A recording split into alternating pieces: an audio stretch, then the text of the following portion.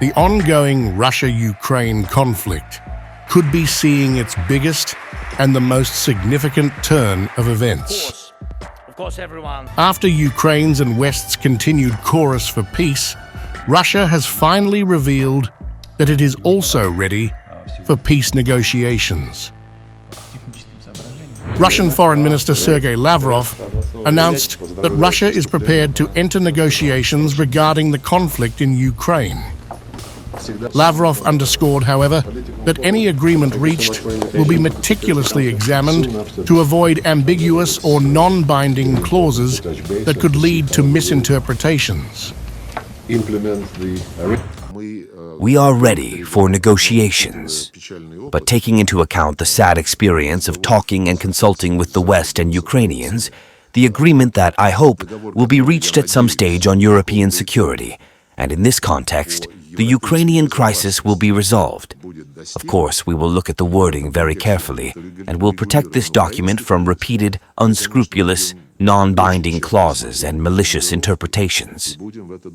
Speaking to reporters in New York, Lavrov criticized the peace proposal put forward by Ukrainian President Volodymyr Zelenskyy, describing it as a non-negotiable ultimatum.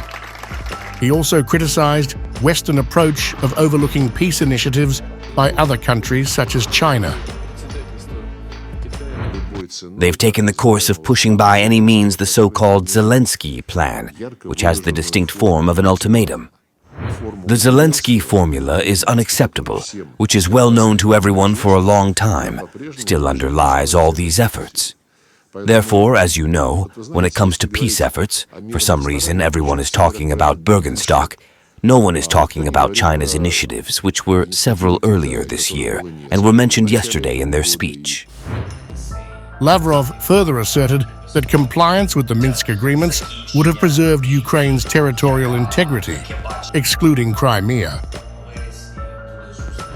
If the Minsk Agreements were fulfilled, Ukraine would be within the 1991 borders minus Crimea, because no one even stuttered about Crimea at that time. It turned out that we were also lied to when they said that this agreement was the way to peace. Or they didn't lie. Lavrov also commented on the upcoming US elections, noting the increase in sanctions during the Trump administration, which followed the initial sanctions imposed under President Obama. He lamented the current lack of dialogue between Washington and Moscow, contrasting it with the engagement that existed during Trump's presidency. It was during Trump's presidency that the sanctions war began. Obama started it, in fairness.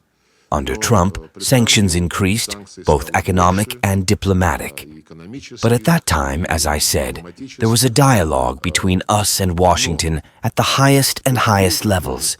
There is no such dialogue now. These statements by the Russian foreign minister tell the other side of the story, presenting Russia as willing to end the war. Lavrov, in New York for Russia's presidency of the United Nations Security Council, also chaired a ministerial-level meeting on July 16th, focused on multilateral cooperation for a more just, democratic, and sustainable world order.